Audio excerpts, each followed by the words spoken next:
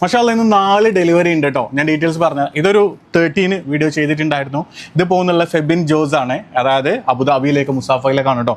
അതേപോലെ തന്നെ ഒരു 14 Pro Maxൽ ഒരു 1 TB വന്നിട്ടുണ്ടായിരുന്നു. അത് പോകുന്നുള്ളത് അൽ കിത്ഫയിലേക്കാണ് കേട്ടോ.